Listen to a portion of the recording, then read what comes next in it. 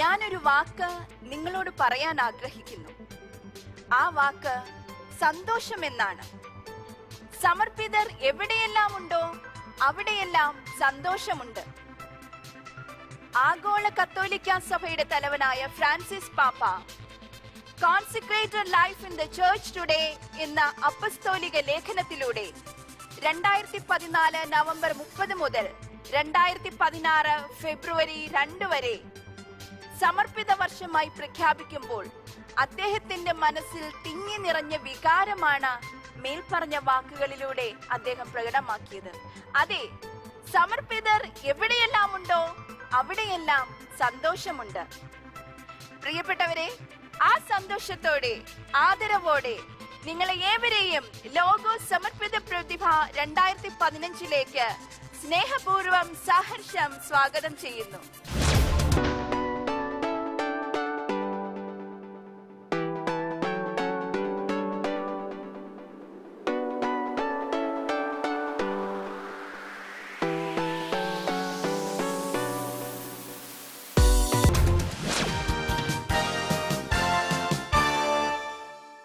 Logos സമർപ്പിത പ്രതിഭ 2015 അത്യാകർഷകമായ ഒരു റൗണ്ടിലേക്കാണ് നാം ഇനി പ്രവേശിക്കുവാൻ പോകുന്നത്. റൗണ്ട് ഇപ്രകാരമായിരിക്കും: ABCDEF എന്നിങ്ങനെ 6 മാജിക്കുകൾ വേദിയിൽ അവതരിപ്പിക്കപ്പെടും. ഇവിടെ മാജിക് അവതരിപ്പിക്കുവാനായി എത്തിയിരിക്കുന്നത് ശ്രീ ആലപ്പി ജോസഫ് സേബ സാറാണ്.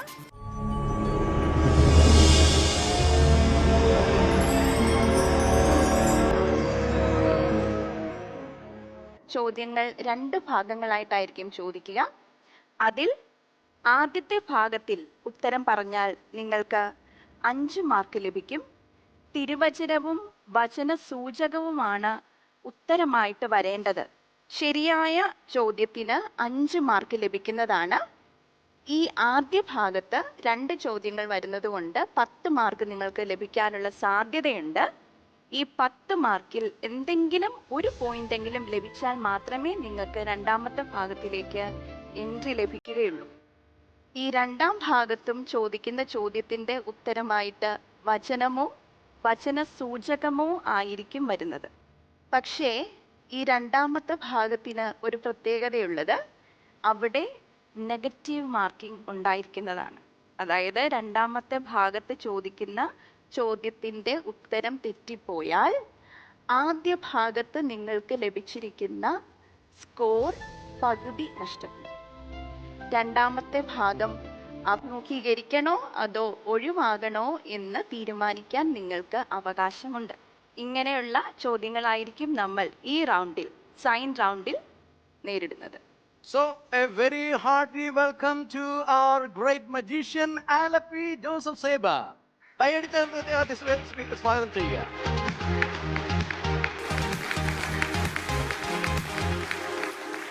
നാം ലോകത്തിന്റെ പ്രകാശമാകുന്നു. വെളിച്ചമാകുവാനായി വിളിക്കപ്പെട്ടവരാണ് നാം ഓരോരുത്തരും.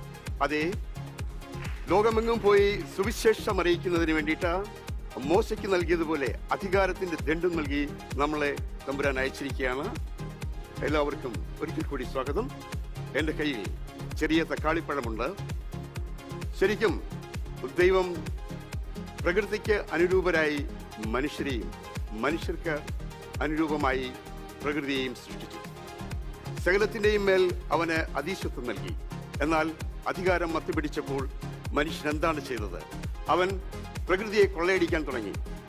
വരുന്ന തലമുറയ്ക്ക് വേണ്ടിയിട്ട് കരുതി വെക്കേണ്ട സമ്പത്ത്, സ്വത്ത്, ഇതെല്ലാം അവൻ കൊള്ളയടിക്കുകയും ചൂഷണം ചെയ്യുകയും ചെയ്തു. പരമ്പരാഗത ജലസ്രോതസ്സുകൾ പോലും മലീമസമായി വിഷലിപ്തമായി. അപ്പോൾ എന്താണ് നമ്മൾ ചെയ്യേണ്ടത്? അടുത്ത തലമുറയ്ക്ക് വേണ്ടിയിട്ട് തമ്പുരാൻ തന്ന ഇതെല്ലാം ഒരുമയോടുകൂടി, ഒത്തൊരുമയോടുകൂടി, അതെ, ഒരുമിച്ച് കാത്തു സൂക്ഷിക്കണം, കരുതി വെക്കണം. അതാണ് നമ്മൾ ചെയ്യേണ്ടത്. നോക്കൂ, ഇപ്പോൾ ഈ ഒരു ചെറിയ തക്കാളിപ്പഴത്തിന്റെ ചെറിയ ഭാഗം ഞാൻ പങ്കുവെക്കുകയാണ്. കാരണം പങ്കുവെക്കലാണല്ലോ സ്നേഹം. നിയമത്തിന്റെ പൂർത്തീകരണവും പങ്കുവെക്കലാണ്. സിസ്റ്റർ പ്ലീസ്, ഇത് ഞാൻ സിസ്റ്ററിന് തരികയാണ്. ഇത് ദൈവത്തിന്റെ സ്നേഹമാണ്. ഇത് നമുക്ക് കഴിക്കാം. അപ്പോൾ ഞാനിത് കഴിക്കുകയാണ്. ഞങ്ങൾക്ക് എന്താണ് സംഭവിക്കുന്നതെന്ന് നോക്കാം. ക്ഷമിക്കണം, ഞാൻ പറഞ്ഞു പങ്കുവെക്കലാണ് സ്നേഹം, നിയമത്തിന്റെ പൂർത്തീകരണം പങ്കുവെക്കലാണ്. ഇത് തന്നെയാണ് ഇവിടെ സംഭവിച്ചുകൊണ്ടിരിക്കുന്നത്. എല്ലാം അറിയാം, എന്നിരുന്നിട്ടും സിസ്റ്ററിന് അത് പങ്കുവെക്കുവാനായിട്ട് മറന്നുപോയി എന്നുള്ളതാണ് വസ്തുത. അപ്പോൾ അത് സിസ്റ്ററിന്റെ കുഴപ്പമല്ല, മനുഷ്യകുലത്തിന്റെ ഒരു പ്രത്യേകതയാണത്. എല്ലാം മറന്നു പോവുക, നന്ദിയില്ലാത്തവരായിരിക്കുക എന്നുള്ളത്. സിസ്റ്റർ സോറി, ഞാൻ സിസ്റ്ററിനെ ഉദ്ദേശിച്ചല്ല, മനുഷ്യകുലത്തിന് മുഴുവനായി ചേർത്ത് പറഞ്ഞതാണ്. വളരെ രുചികരമായ തക്കാളിപ്പഴമാണ് ഞാൻ കഴിച്ചുകൊണ്ടിരിക്കുന്നത്. അപ്പോൾ നമ്മൾ എന്തായിരിക്കണം പങ്കുവെക്കേണ്ടത്? പങ്കുവെക്കേണ്ടത് നമ്മുടെ നാവിലൂടെ വരുന്നതും നമ്മളുടെ ചിന്തകളിലൂടെ വരുന്നതും അതുപോലെ തന്നെ നമ്മുടെ പ്രവൃത്തികളിലൂടെ വരുന്നതുമായിരിക്കണം. അത് എന്തായിരിക്കണം എന്നുള്ളതാണ് ഇവിടെ ഒരു ചോദ്യചിഹ്നമായി അവശേഷിക്കുന്നത്. അത് മറ്റൊന്നുമല്ല, തമ്പുരാന്റെ വചനമാകുന്ന ഇരുതല മൂർച്ചയുള്ള വാളുകളായിരിക്കണം നമ്മൾ മറ്റുള്ളവർക്ക് വേണ്ടിയിട്ട് പങ്കുവെക്കേണ്ടത്. ഇതാ ശേഷിക്കുന്ന ഭാഗവും ഞാൻ കഴിക്കുന്നു. എനിക്കെന്താണ് സംഭവിക്കുന്നത്?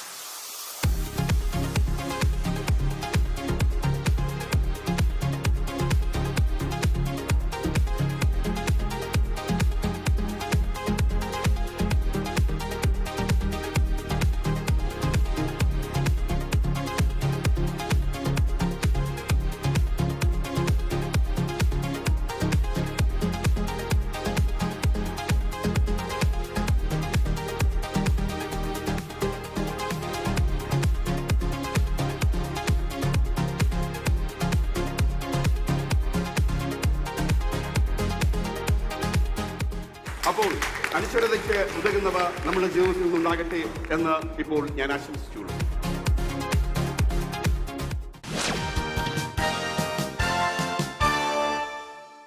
ഈ റൗണ്ടിലെ ഒന്നാമത്തെ ചോദ്യം നമ്മുടെ ബഹുമാനപ്പെട്ട സിസ്റ്റർ കൃപ മരിയയിലേക്ക് ഡയറക്റ്റ് ചെയ്യുന്നു, അല്ലേ?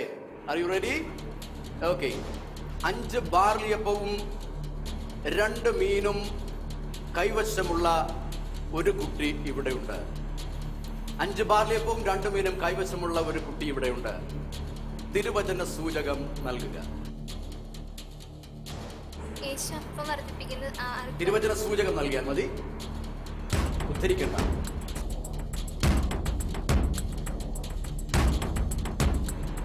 യോഹന്നാന്റെ സുവിശേഷം 6-ാം അധ്യായം 8-ാം തിരുവചനം. ഓക്കെ, യോഹന്നാന്റെ സുവിശേഷം 6-ാം അധ്യായം. You are sure about it, right? എത്രാം വാക്യം? 8-ാം വാക്യം. Okay. And the answer is യോഹന്നാന്റെ സുവിശേഷം 6-ാം അധ്യായം 9-ാം വാക്യമാണ്. അല്പത്തിട്ട് നമ്മൾ 1 കുറഞ്ഞതേ ഉള്ളൂ. അപ്പോൾ നമുക്ക് സിസ്റ്റർ കൃപയ്ക്ക് കർത്താവ് നൽകിയ ഒരു കൃപ പോലെ 2.5 മാർക്ക് ഈ റൗണ്ടിൽ ലഭിച്ചിരിക്കുന്നു. അടുത്ത ചോദ്യം. ഓക്കെ, ഇത് ഉദ്ധരിക്കാനുള്ളതാണ്. ഉദ്ധരണി തരണം, ഞാൻ സൂചകം തരും. ഓക്കെ. സുഭാഷിതം 6-ാം അധ്യായം 6 മുതൽ 8 വരെയുള്ള വാക്യങ്ങൾ ഉദ്ധരിക്കുക. സുഭാഷിതങ്ങളുടെ പുസ്തകം 6-ാം അധ്യായം 6 മുതൽ 8 വരെയുള്ള വാക്യങ്ങൾ. മടിയനായ മനുഷ്യ, എറുമ്പിന്റെ പ്രവൃത്തി കണ്ട് വിവേകിയാവുക. മേലാളനോ കാര്യസ്ഥനോ രാജാവോ ഇല്ലാതെ അത് വേനൽക്കാലത്ത് കലവറയൊരുക്കി കൊയ്ത്ത് കാലത്ത് ഭക്ഷണം ശേഖരിച്ചു വെക്കുന്നു.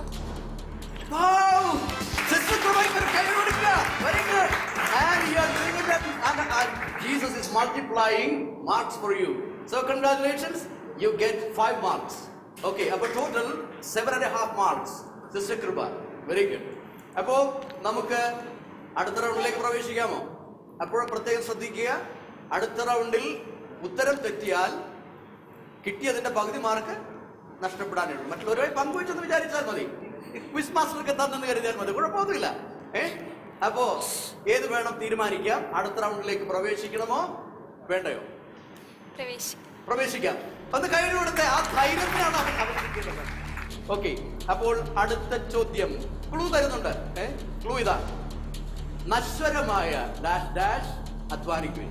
ഇതിന്റെ ഉദ്ധരണിയും പറയണം, സൂചകവും പറയണം. നശ്വരമായ അപ്പത്തിനു വേണ്ടി അധ്വാനിക്കാതെ മനുഷ്യപുത്രൻ തരുന്ന നിത്യജീവന്റെ അനശ്വരമായ അപ്പത്തിനു വേണ്ടി അധ്വാനിക്കുവിൻ. യോഹന്നാൻ 6-ാം അധ്യായം 27-ാം തിരുവചനം. ഇങ്ങനെ ഈ റൗണ്ടിൽ തന്നെ കാത്തിരുന്നിട്ട് അത്ഭുതം പ്രവർത്തിക്കാൻ. അപ്പോൾ ഈ റൗണ്ടിലെ ഫുൾ മാർക്കും 10 മാർക്കും ലഭിച്ചിരിക്കുന്നു. അങ്ങനെ 10ഉം 7.5യും 17.5 മാർക്ക് സിസ്റ്റർ കൃപയ്ക്ക് ലഭിച്ചിരിക്കുന്നു. Very good. സിസ്റ്റർ കൃപയുടെ റൗണ്ട് ഡബിൾ എഡ്ജ് സ്വോർഡ് ആയിരുന്നു. ഇനി അടുത്തത് സിസ്റ്റർ വിനീത നേരിടുവാൻ പോകുന്നത് ഫീനിക്സ് റൗണ്ടാണ്. ഈ ഫീനിക്സ് റൗണ്ടിൽ കാണിക്കുന്ന മാജിക് എന്താണെന്ന് നമുക്ക് നോക്കാം. അപ്പോൾ തമ്പുരാന്റെ കരുണയുടെ സ്നേഹമാകുന്ന തക്കാളിപ്പഴം ഭക്ഷിച്ചതിലൂടെ കൃപ സിസ്റ്ററിന് എത്രത്തോളം കൃപ ലഭിച്ചു എന്ന് നിങ്ങൾ ഇവിടെ കണ്ടു കഴിഞ്ഞിരിക്കുകയാണ്. നമുക്ക് നോക്കാം.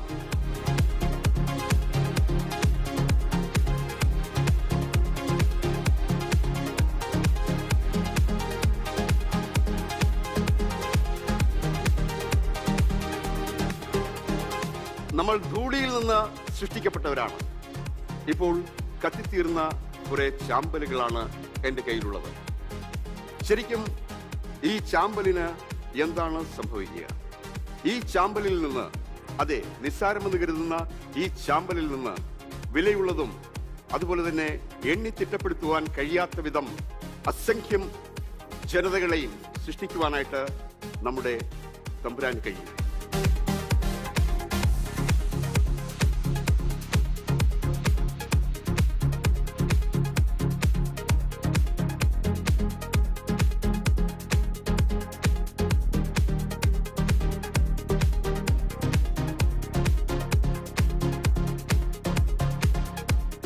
നമ്മളുടെ പരിപൂർണമായിട്ടുള്ള സമർപ്പണം ദൈവത്തിന് എന്നും ആവശ്യമാണ്. ദൈവം അത് കാക്ഷിക്കുകയും ചെയ്യുന്നു. Okay, thank you. Sister Vineetha ready? Good. അപ്പോൾ സിസ്റ്റർ വിനീതയ്ക്കുള്ള ഒന്നാമത്തെ ചോദ്യം, അമ്മിനദാബിന്റെ മകൻ നക്ഷോന്റെ നേതൃത്വത്തിലുള്ള യൂദാ ഗോത്രം സൂര്യൻ ഉദിക്കുന്ന കിഴക്ക് ദിക്കിൽ സ്വന്തം പതാകയ്ക്ക് കീഴിൽ പാളയമടിക്കണം. അവന്റെ സൈന്യത്തിൽ 74,600 പേർ. തിരുവചന സൂചകം നൽകുക. സംഖ്യയുടെ പുസ്തകം 2-ാം അധ്യായം 3-ാം വാക്യം. സംഖ്യയുടെ പുസ്തകം 2-ാം അധ്യായം 3-ാം വാക്യം. ഒന്ന് കൈയടിച്ചേ. പക്ഷേ ഒരല്പം കൂടി ശരിയാകാറുണ്ട്. സംഖ്യയുടെ പുസ്തകം 2-ാം അധ്യായം 3-ഉം 4-ഉം വാക്യങ്ങൾ. ഇവിടെ 4 മാർക്ക് കിട്ടുന്നു. അടുത്ത ചോദ്യത്തിന് റെഡിയാണോ? Very good. അപ്പൊ രണ്ടാമത്തെ ചോദ്യം, അമ്മിഷദ്ദായിയുടെ മകൻ അഹിയേസറിന്റെ നേതൃത്വത്തിലുള്ള ദാൻ ഗോത്രം ഗണങ്ങളായി തങ്ങളുടെ പതാകയ്ക്ക് കീഴിൽ വടക്കു ഭാഗത്ത് പാളയമടിക്കണം. അവന്റെ സൈന്യത്തിൽ 62,700 പേർ. ഇതിന്റെ സൂചകം പറയും. സംഖ്യയുടെ പുസ്തകം 2-ാം അധ്യായം 18-ാം വാക്യം. തെറ്റിപ്പോയി. 2-ാം അധ്യായം 25-ഉം 26-ഉം വാക്യങ്ങളാണ്. 2-ാം അധ്യായം എന്നുള്ളത് ശരിയായിരിക്കുന്നു. അപ്പോൾ പകുതി മാർക്ക് സിസ്റ്ററിന് കിട്ടുന്നു, 2.5 മാർക്ക് കിട്ടുന്നു. അടുത്ത ചോദ്യം ഞാൻ ക്ലൂ തരുന്നതാണ്. അതിലേക്ക് പ്രവേശിക്കണമോ വേണ്ടയോ? പ്രവേശിക്കാം. Ready for anything. ക്ലൂ: 5000 കൃതജ്ഞതാ സ്തോത്രം. ഇതാണ് ക്ലൂ. 5000 കൃതജ്ഞതാ സ്തോത്രം. ഇതുമായിട്ട് ബന്ധപ്പെട്ടൊരു ഉദ്ധരണിയുണ്ട്. അതിന്റെ തിരുവചന സൂചകവും നൽകണം.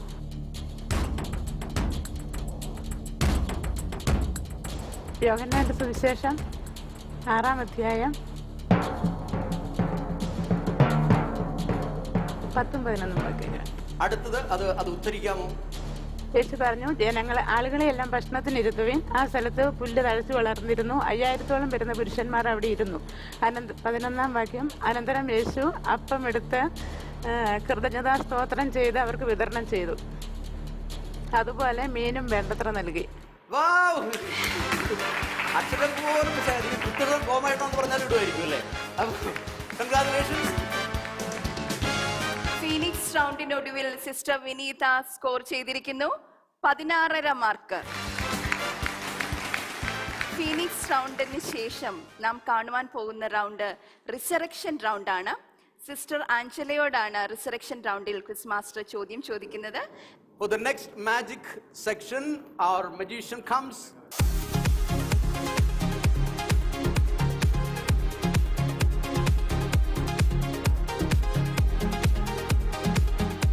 നാം എല്ലാവരും നിത്യജീവിതത്തിൽ പലതരത്തിലുള്ള രോഗങ്ങളാലും പീഡകളാലും പലപ്പോഴും മുറിക്കപ്പെടുകയും കീറപ്പെടുകയും ചെയ്യുന്നുണ്ട്.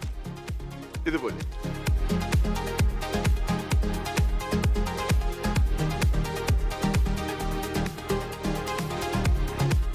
അങ്ങനെ എല്ലാറ്റിൻ്റെയും അവസാനമായി എന്ന് ഒരുപക്ഷെ നാം ചിന്തിച്ചേക്കാം. അതെ, മരണമാണ് എല്ലാറ്റിൻ്റെയും അവസാനമെന്ന് മനുഷ്യൻ കരുതുന്നു. മനുഷ്യന് ഇന്നും ഒരു പ്രഹേളികയായിട്ട് മരണം ഭീമാകാരമെടുത്ത് നിലകൊള്ളുന്നു. എന്നാൽ ഓർക്കുക, മരണം ഒരിക്കലും ഒന്നിൻ്റെയും അവസാനമാകുന്നില്ല. നമ്മുടെ ഉദ്ധിതനായ ക്രിസ്തു എന്താണ് ഇവിടെ ബോധ്യമാക്കുന്നത് അഥവാ തെളിവാക്കുന്നത്? അതെ, ഇന്നും നമ്മളോടൊപ്പം നിന്നുകൊണ്ട് ഉദ്ധിതനായ ക്രിസ്തു നമ്മളോട് പറയുകയാണ്, മരണം ഒരിക്കലും അവസാനമാകുന്നില്ല. Thank you. അപ്പോൾ അടുത്ത ചോദ്യം സിസ്റ്റർ ആഞ്ചല തെരേസയിലേക്കാണ്. Okay, ready? ഞാൻ ജീവന്റെ അപ്പമാണ്. നിങ്ങളുടെ പിതാക്കന്മാർ മരുഭൂമിയിൽ വെച്ച് മന്ന ഭക്ഷിച്ചു, എങ്കിലും അവർ മരിച്ചു. ഇതാകട്ടെ മനുഷ്യൻ ഭക്ഷിക്കുന്നതിന് വേണ്ടി സ്വർഗത്തിൽ നിന്നിറങ്ങിയ അപ്പമാണ്. ഇത് ഭക്ഷിക്കുന്നവൻ മരിക്കുകയില്ല. തിരുവചന സൂചകം നൽകുക. യോഹന്നാന്റെ സുവിശേഷം 6-ാം അധ്യായം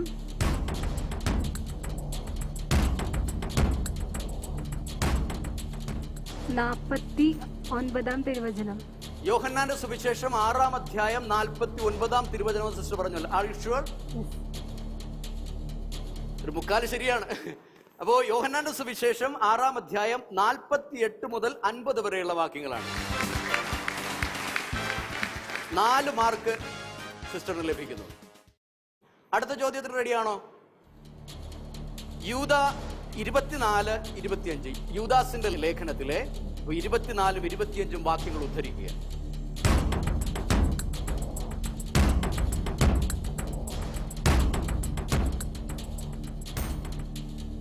നമ്മുടെ കർത്താവായ യേശു ക്രിസ്തുവായ പിതാവായ ദൈവത്തിന് 25-ാമത്തെ സ്തുതിയും മഹത്വ ആധിപത്യം എന്നും എന്നേക്കും സർവകാലത്തിനും ഉണ്ടായിരിക്കട്ടെ. ആമേൻ. അത് 25ആണ്.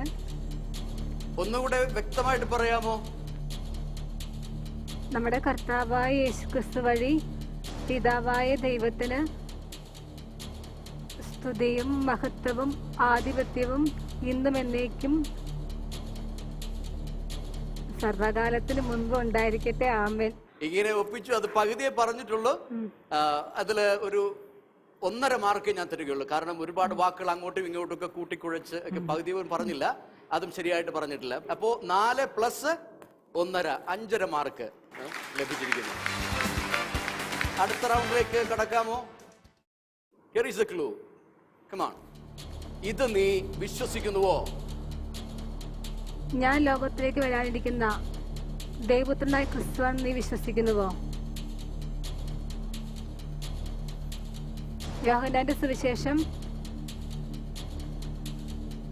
11-ാം അധ്യായം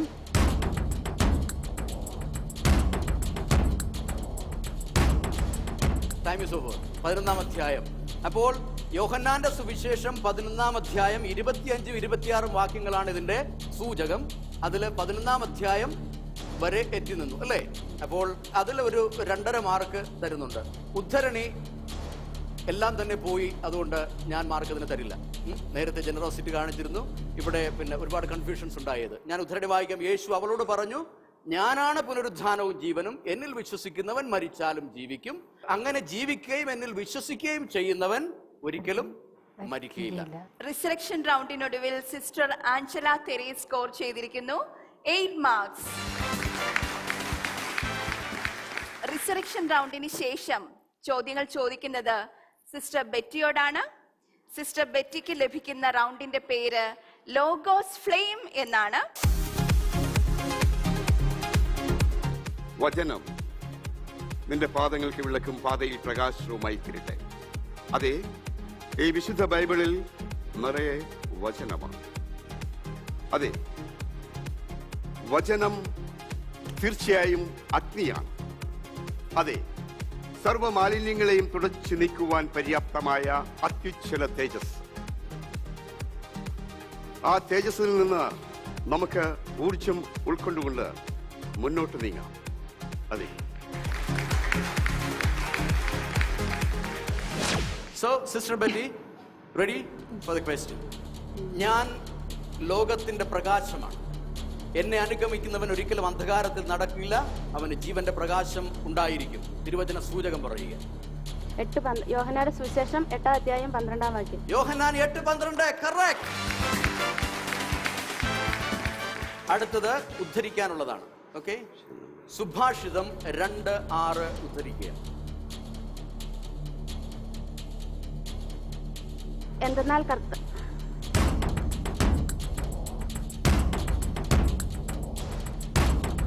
കർത്താവ് ജ്ഞാനം നൽകുന്നു,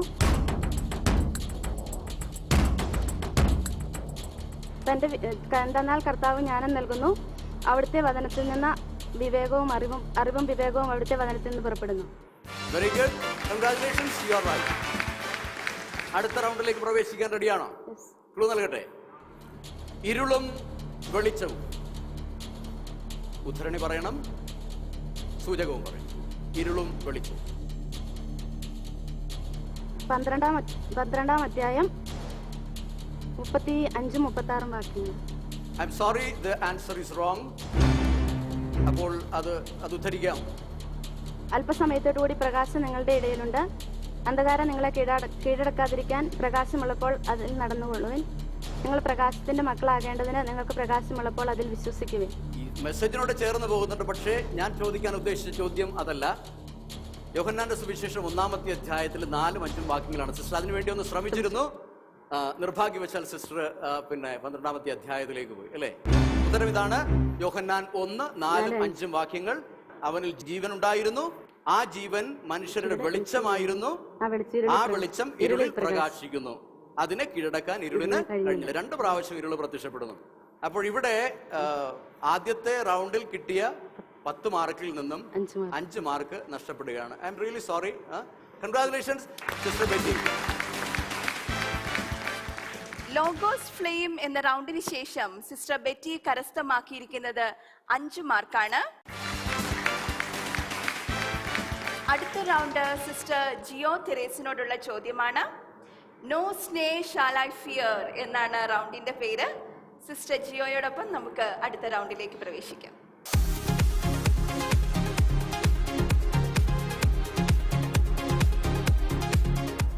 ദൈവം മനുഷ്യനെ സരളഹൃദയരായി സൃഷ്ടിച്ചു.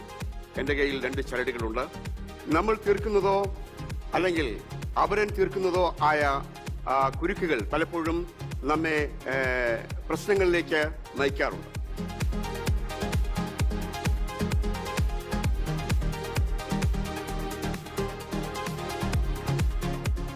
സരളഹൃദയരായി സൃഷ്ടിക്കപ്പെട്ട മനുഷ്യൻ, അവന്റെ സങ്കീർണ പ്രശ്നങ്ങൾ അവന്റെ തന്നെ സൃഷ്ടിയാണ്, ദൈവത്തിന്റെ സൃഷ്ടിയല്ല.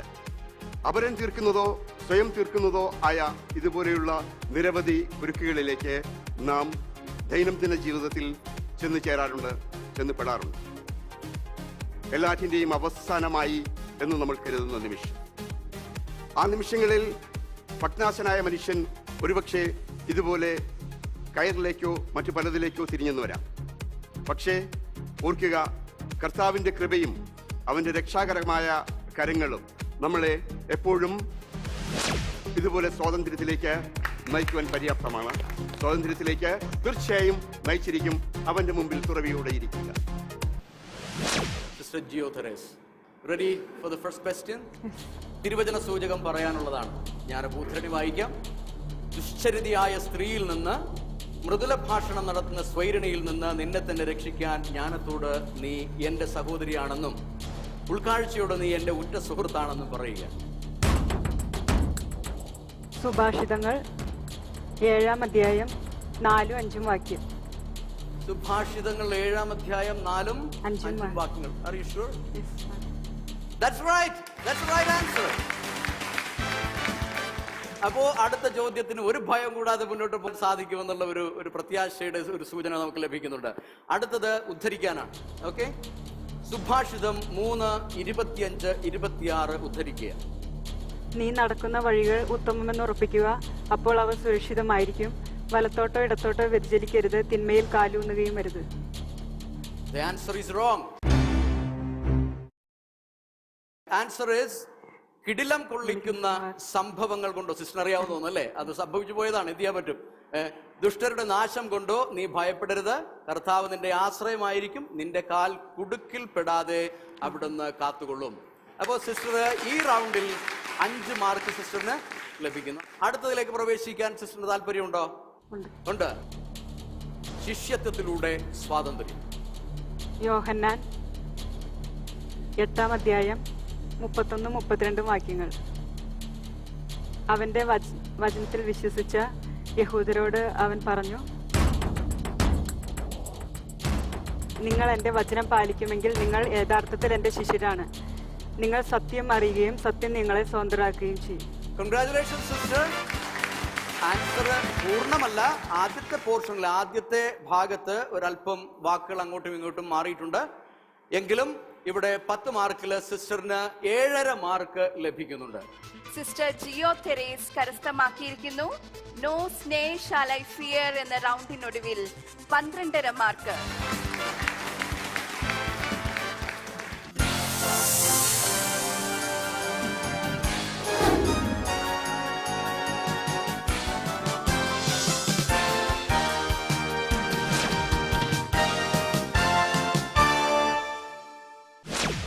കത്തോലിക്ക സഭയ്ക്ക് അഭിമാനിക്കാവുന്ന ഒരു മുഹൂർത്തമാണിത്. 5.5 ലക്ഷത്തിലേറെ പേർ ലോഗോസ് ക്വിസ് എഴുതിയപ്പോൾ ബധിരരും മൂകരുമായ ഒരു വട്ടം കുട്ടികൾ കൂടി ഇതിനു രംഗത്തിറങ്ങി എന്നുള്ളത് വളരെ അഭിമാനപൂർവമായ ഒരു കാര്യമാണ്. സിസ്റ്റർ ബെറ്റ് തന്നെയാണ് ഈ കൂട്ടുകാരെ ലോഗോസ് ക്വിസിനായി ഒരുക്കിയിരിക്കുന്നത്. സിസ്റ്റർ എങ്ങനെയാണ് ഈ കുട്ടികളെ ലോഗോസ് ക്വിസിലേക്ക് തെരഞ്ഞെടുത്തത്? എന്തൊക്കെ പ്രശ്നങ്ങളാണ് ഇവരെ പരിശീലിപ്പിക്കുന്നതിൽ സിസ്റ്റർ നേരിട്ടത്? ഞാൻ ഈ കുട്ടികളുടെ കൂടെ ആയിരിക്കുമ്പോഴാണ് ഈ 2 പ്രാവശ്യം പ്രതിഭ ആയപ്പോഴും ഞാൻ സ്കൂളിൽ പഠിപ്പിക്കാൻ തുടങ്ങിയിട്ട് 7 വർഷമായി. അപ്പോൾ ഇവരുടെ അടുത്ത് ഇരുന്ന് തന്നെയാണ് മിക്കവാറും ബൈബിൾ പഠിക്കുക. അപ്പോൾ ഇവർ തന്നെ അപ്പോൾ ഞങ്ങൾക്ക് എഴുതാൻ പറ്റത്തില്ലല്ലോ, ഞങ്ങളെ പഠിപ്പിക്കാവോ എന്ന് ചോദിക്കുമായിരുന്നു. അപ്പോൾ കഴിഞ്ഞ വർഷം ഇങ്ങനെ ഞങ്ങൾ സിസ്റ്റേഴ്സ് സംസാരിച്ചപ്പം വേറൊരു സിസ്റ്ററാണ് പറഞ്ഞത്, നമുക്കിവരെ ലോഗോസ് ക്വിസ് എഴുതിച്ചാലോ. അപ്പോൾ ക്വസ്റ്റ്യനൊക്കെ ഉണ്ടാക്കി കുറച്ച് തയ്യാറാക്കി കൊടുക്കാം എന്നൊക്കെ വിചാരിച്ചു. എന്നാലും പക്ഷേ ഞാൻ ജൂണൊക്കെ ആയപ്പോഴും ഇവരെ തുടങ്ങാമെന്ന് വിചാരിച്ചിട്ട് എനിക്കൊരു പേടിയായിരുന്നു. അപ്പോൾ ഞാൻ കഴിഞ്ഞ വർഷം ഇവരോട് പറഞ്ഞായിരുന്നു അടുത്ത വർഷം നമുക്ക് ലോഗോസ് എഴുതാം. അപ്പോൾ ഇവർ തന്നെ എന്നോട് തുടക്കത്തിൽ ഈ വർഷത്തിൻ്റെ ആരംഭത്തിൽ ജൂണിലൊക്കെ ആകുമ്പോഴത്തേക്ക് ഇവർ തന്നെയാണ് എന്നോട് ചോദിച്ചത്, ഞങ്ങളെ എന്താ പഠിപ്പിക്കാത്തതെന്ന് ഇവരിങ്ങോട്ട് ചോദിക്കും. അപ്പോൾ പിന്നെ എന്തെങ്കിലും ആകട്ടെ എന്ന് വിചാരിച്ചാണ് ഞാൻ പഠിപ്പിക്കാൻ തുടങ്ങിയത്. പക്ഷേ ഇതൊരു വിജയത്തിലെത്തിയെന്ന് എനിക്ക് തോന്നുന്നില്ല. എന്ന് വെച്ചാൽ നമുക്ക് 4 പോർഷൻസ് പഠിക്കാനുണ്ടായിരുന്നു. ഞങ്ങൾ യൂദാസ്ലീഹയുടെ ലേഖനവും യോഹന്നാൻ്റെ ഒരു പകുതി വരെയോ ഞങ്ങൾ ഒന്നിച്ചിരുന്ന് പഠിച്ചിട്ടുള്ളൂ. പിന്നെ ഞാൻ ഒരു പുസ്തകം വാങ്ങിച്ചു കൊടുക്കുകയാണ് ചെയ്തത് ഇവർക്ക്. അവർ ആ പുസ്തകം പഠിച്ച് കുറേയൊക്കെ പുസ്തകത്തിൽ നിന്ന് പഠിക്കാൻ പറ്റി. ഞങ്ങൾ ബൈബിൾ അതുമായിട്ട് പഠിക്കാൻ പറ്റില്ല. എന്നാലും ഞാൻ സംതൃപ്തിയാണ്. വിജയത്തിലെത്തിയില്ലെങ്കിലും എന്ന് വെച്ചാൽ പിള്ളേർ ബൈബിൾ വായിച്ചു, അങ്ങനെ ഒരു സന്തോഷമുണ്ട്. ഇവർക്കും അത് സന്തോഷമാണെന്ന് തന്നെയാണ് ഞാൻ വിചാരിക്കുന്നത്.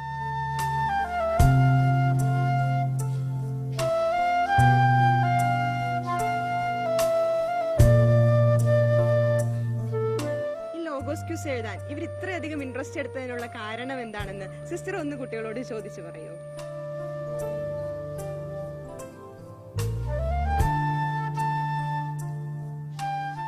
ബൈബിൾ പഠിക്കാൻ ഇഷ്ടമായിരുന്നു, ബൈബിൾ വായിക്കണമെന്ന് തോന്നി, അതുകൊണ്ടാണ് പഠിച്ചതെന്നാണ് അവർ പറയുന്നത്. എക്സാം എങ്ങനെയുണ്ടായിരുന്നു? എളുപ്പമായിരുന്നു. സന്തോഷമാണോ? സന്തോഷമുണ്ടോ? അടുത്ത തവണ എക്സാം എഴുതുമോ?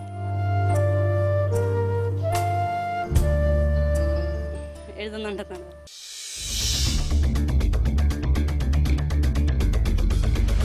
അപ്പോൾ പിതാവ് എന്നിലും ഞാൻ പിതാവിലുമാണെന്ന് നിങ്ങൾ അറിയുകയും ആ അറിവിൽ നിലനിൽക്കുകയും ചെയ്യും.